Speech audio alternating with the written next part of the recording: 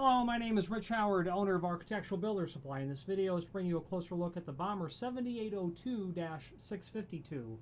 This is a horizontal spring pivot, light duty, hold open, with a jam bracket in a satin chrome finish. So I've got all the parts laid out here in front of me. I'd like to show them all to you one at a time. So first and foremost, here's the business end of what we're dealing with. Okay. Spring assembly.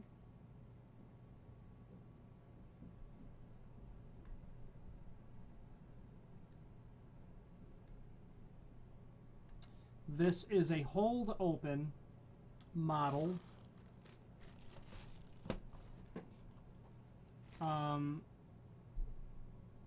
We know that, and it's very difficult for me to show that to you, but as you open up the door, there is like a bird's mouth behind this feature, and it's impossible really to see, behind this feature of the arm connected, which compresses the spring. So this hub here will nest into that bird's mouth, holding the door open. Okay, so that's how that works. This is, so 7802 means all those things I just initially said. First and foremost, it means it's light duty. The spring is not adjustable at all, which means that you'll have to really live within the guidelines of what Bommer recommends. First of all, maximum door weight 35 pounds. Maximum door width, 3 foot. Okay. Hold open at 85 degrees for 1 3/8 to 1 3/4 doors. Okay. This model, so it's hold open, light duty, non-adjustable spring up to 35 pounds with a jam bracket. So here's this jam bracket. Very far less common to sell the 7800 series with the jam bracket. The model without is a 7801, but there are certainly instances where you could see needing a jam bracket.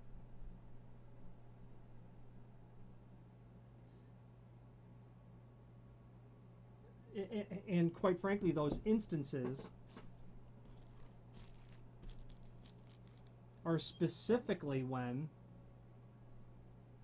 you get yourself into a situation where you need to attach this to the jam, okay, and not to the floor, okay? And we'll go over the installation of that in a moment after I show you the rest of the parts. You have the top pivot, which is a 2-part system here. A header, and then the top of the door. So continuing with our tour of the individual components included in the unit is what I call the heel plate. Don't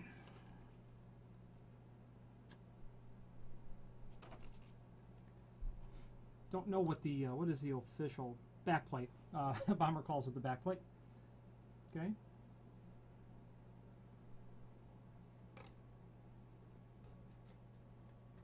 That attaches right to the back side, what you're dealing with here. There is a hole tapped, that tiny little hole that's there, for that to attach to, and then that covers up the back end of the installation. Now, pretty much the final thing, you've got your 2 decorative covers. There are 2 of them, they're identical. Okay. It's the back side of it.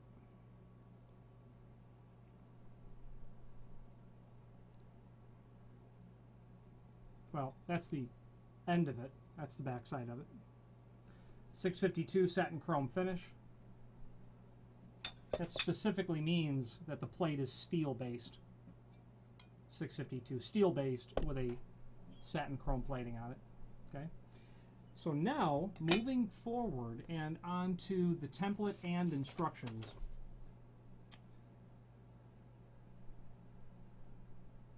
There seems to be a hybrid of information on both of them. But let's just refer to the instructions for now, and let's go through it step by step. Step one is generally in my opinion, the most difficult step in the process in terms of if it's the first time that you're doing it. Step one of the instructions, if you want to fire that up now, shows that they're looking for a radius on the pivot style of the door. That radius they're calling out to be 1.5 radius. Okay, that is a critical aspect of the installation. Reasoning is, if my palm of my hand is the jamb, and this my fist is the door, the square edge door, unless you've got the edge of the door radiused, the door will not open either way because the hard, sharp outside corners of the door are going to bury into the jamb. That's a critical component of this. The 1.5 radius, and while you could certainly make that radius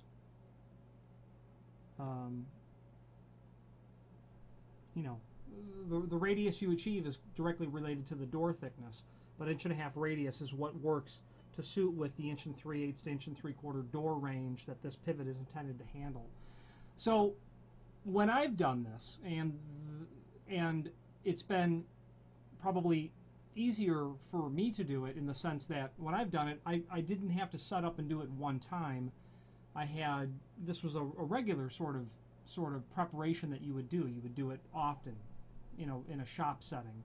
You might do it once a week, once a day, 10 times a month, or not for 6 months. So for me, setting up is how I'll tell you. As I've done this, I chose to just have a standalone router, a router with a greater amount of horsepower than something you'd use for just doing hinges. A horse, maybe a 1.25 horse, 1.5 router. Just a fixed router, not a plunge router. 2 nice big generous handles. Okay. Then the base of that router, which you would screw on to the housing of the router itself, I would cut that out so large that I would be able to fit inside of it a 3-inch diameter roundover bit.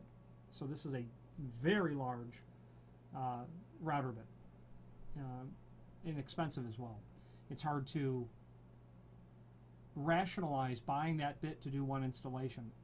If you're doing one at this point, have the door supplier take care of the radius preparation. That's the bottom line. If you cannot do that, the only way to fit this in is to increase looking at the instructions. In step 2, we'll jump ahead a little bit. You see that 1 3/8 dimension there? You're going to have to increase that, maybe to a 1/2 inch, something in that range. You'll have to lay that out depending on your door thickness. So back to the preparation. I would take my base, I would cut a large hole in it to fit my router bit into, and I would set the depth of my router such that the portion of the carbide blade that was cutting the door is right in the center of the door thickness I was working on. So because the majority of time I was working on 1 3/4 doors, I would almost never have to change the depth of my router bit. And that worked for me real well, is the bottom line. It worked real well all the time. Now, the reason for a larger horsepower router, I found that I wanted to do this in 2 passes. I wanted to do one primary pass and then just one to come up and clean any sort of lateral vibration. You've got a large bit, a lot of rotational force happening there, a heavy router, okay? The door should be clamped down very securely. Its work base should not move. Put that router on the end and just walk it down. And do that twice is how I've always done it. And as you're exiting the end of the door, make sure you don't do this at all. You want to just exit straight off, okay? You want to think this through and be prepared. Keep your low center of gravity and just go right through it. Take the door, flip it over, reclamp it down, and do it to the other side. And if you've got the tool, go ahead and do the other side as well, the lock side, or what would be the lock side, opposite of this side, and it allows you to get a tighter margin between the door and the frame. So, assuming that you've been able to accomplish putting a radius on the door edge, and that's how I've done it. You know, if you order the door from the factory, they'll have their way of doing it. Step 2. What step 2 is referring to is the mortising and the installation of the top pivot. They are giving specific dimensions for where to place forgive me, I indicated this material incorrectly in the beginning. This is the header portion. This comes down into the top of the door, like this. All right, so let's just talk about the door portion first, just the plate. You've got dimensions on where you're going to locate this. You can see that you're 1.5 inches from the edge of the door to the center line, and then you've got 5/8 in either direction for the center line. Mortise 1 inch diameter top of door and header, 5/32 deep is shown. So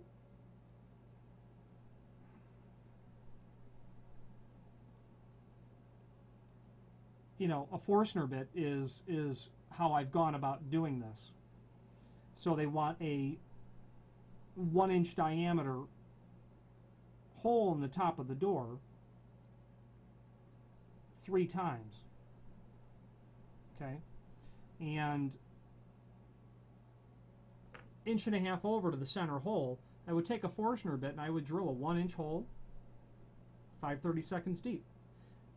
I would first mark that out though. I would draw lines on the top of the door and give myself a horizontal. I would come over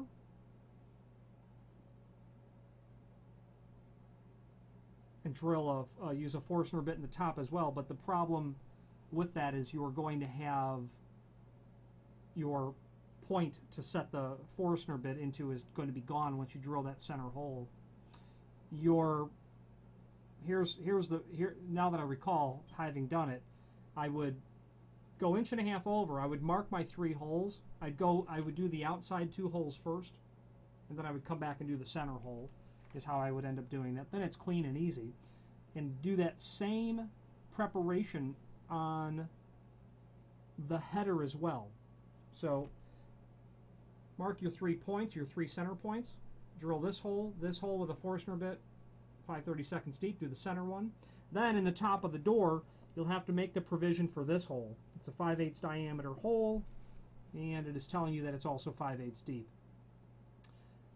The important dimension there really is that 1.5 inches from the edge of the door to the axis of pivoting. That's what's critical, because that is obviously, that math is already worked out down here at this situation. Okay, so you're going to find that 1.5 inches is the dimension from the edge of the door to the center line of the pivoting axis here.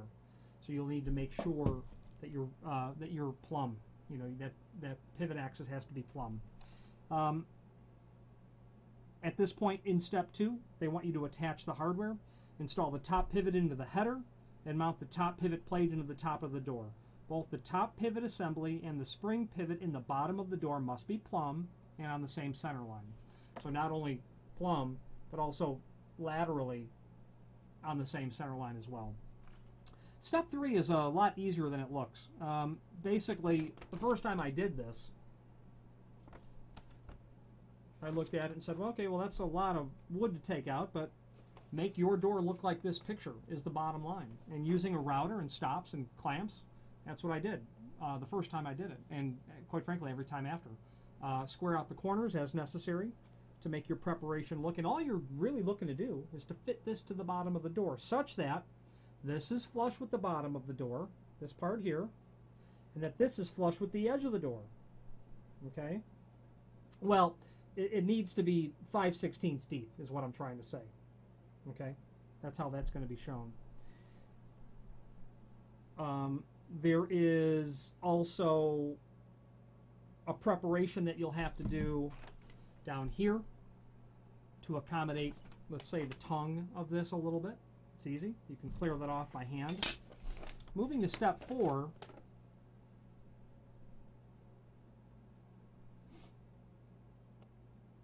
attach the jam bracket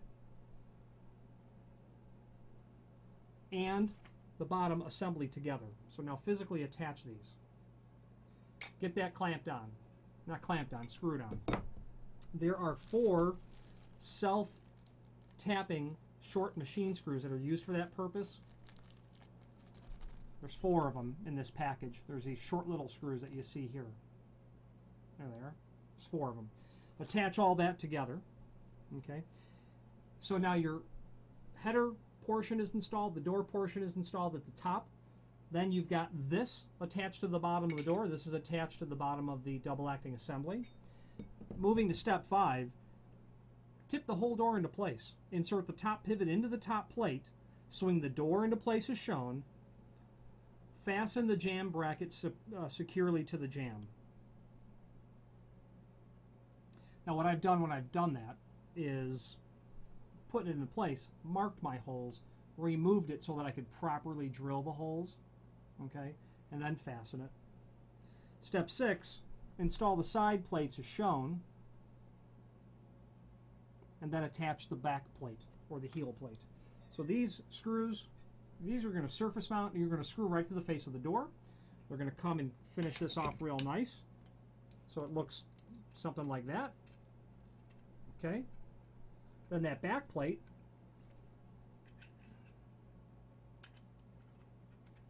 it's going to come like that so that your installation looks nice and clean. Imagine that now on both sides.